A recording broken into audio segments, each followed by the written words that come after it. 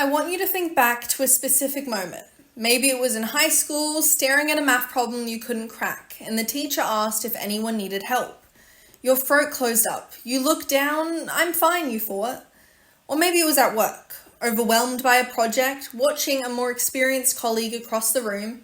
You drafted an email asking for guidance, you read over it, and then you deleted it. You decided to just struggle through it alone. That knot in your stomach, that heat in your face, that's the universal tax we charge ourselves for needing something from another person. Welcome back to the Student of Life podcast. I'm your host, Olivia Vasilev. Last week, we armed ourselves with a system to learn from the world's greatest minds. We built an internal library. But here's the truth about a library. Its real value isn't in the quiet collection of books, it's in the conversations those books start. Today, we're moving from the silent acquisition of knowledge to the dynamic, sometimes terrifying, always essential skill of turning that knowledge into progress. We are learning how to unlock the help, the guidance, and the opportunities that are all around us. We are mastering the art of the ask. To understand why asking feels so deeply uncomfortable, we need to return to an old friend from our first season, your amygdala. That almond-shaped alarm bell deep in your brain, exquisitely tuned to social threat. For hundreds of thousands of years, our survival depended on our status within a tribe. To advertise a need for food, for protection, for skill, was to risk signaling weakness. A weak member could be ostracized. Ostracism in our evolutionary past was a death sentence. So our amygdala learned to treat the vulnerability of asking with the same chemical cocktail it uses for a physical threat, cholesterol and adrenaline. Your heart races, your mind blanks. It's not anxiety, it's a primal defense mechanism screaming, "Danger, you might be cast out." This ancient wiring collides with two modern cognitive biases. The first is the illusion of transparency. We believe that our internal state, our confusion, our need for help, is more obvious to others than it actually is. We think, my boss can see I'm drowning, or if my friend wanted to mentor me, they'd offer. This fallacy lets us off the hook. We wait for a mind reader who will never come. The second bias is the burden myth. We drastically overestimate how heavy our request will feel to the other person. We imagine it as a colossal imposition, a boulder we're dropping on their desk. In reality, most reasonable asks are pebbles.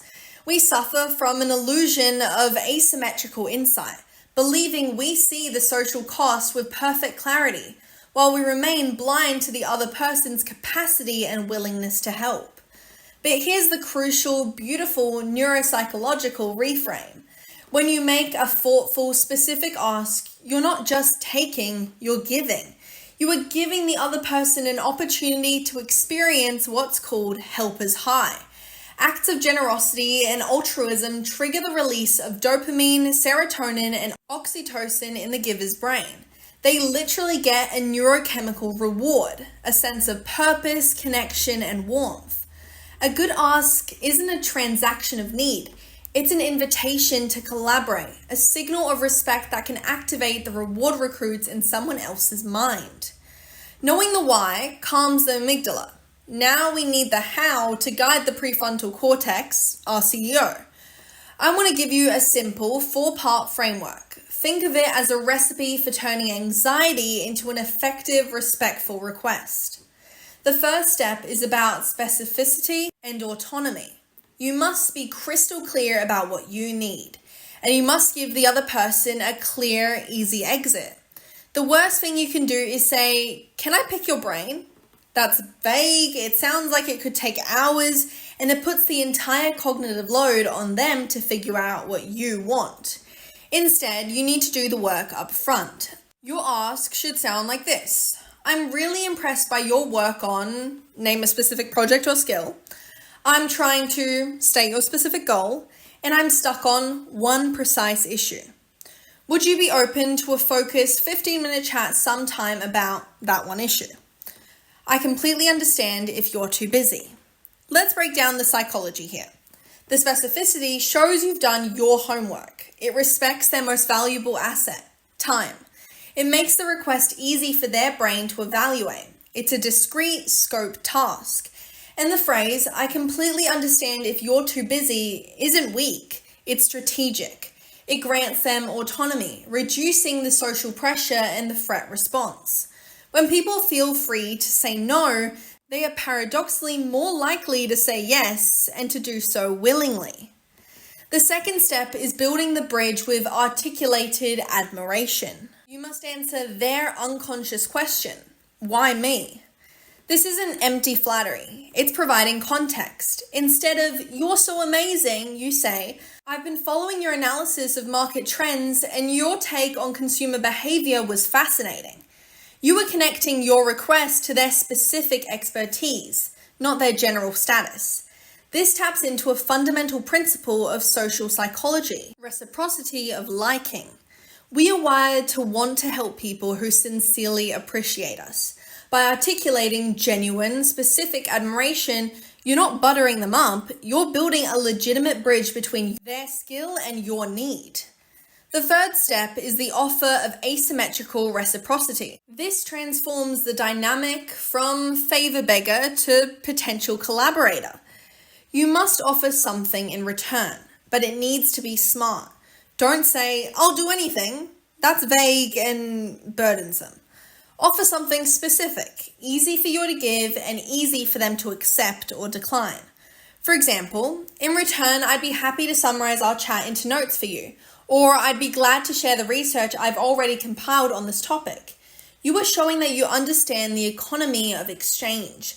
The reciprocity is asymmetrical because you're not offering to do their job for them, you're offering a small, neat package of value that flows naturally from the conversation itself.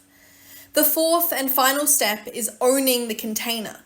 If they say yes, the responsibility is now on you to be a flawless steward of their time and trust. This means you come to the meeting with your 2 or 3 specific questions already written down. You respect the time limit religiously. You end at 14 minutes if you ask for 15, and afterwards you send a thank you note that does 2 critical things.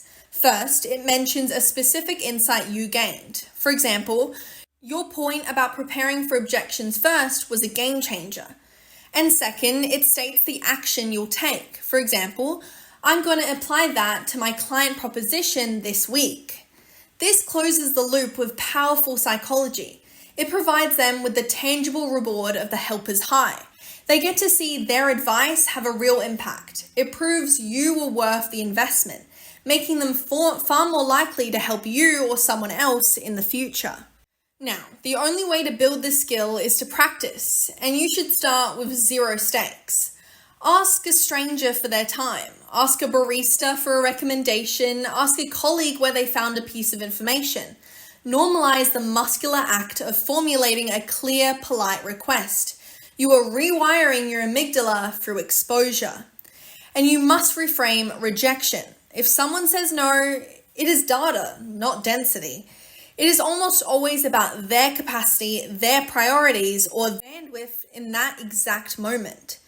It is not a verdict on your worth. Thank them for their consideration, which maintains the bridge, and move on. Remember, the brutal, liberating math, the person who never asks has a 100% guaranteed failure rate for getting help. The person who asks, even awkwardly, has a success rate greater than 0. The art of the ask is the fundamental bridge between your inner world of potential and the outer world of opportunity. It is a craft built on clarity, respect, and mutual value. It is the process of turning vulnerability from a weakness you hide into a strategic strength you wield.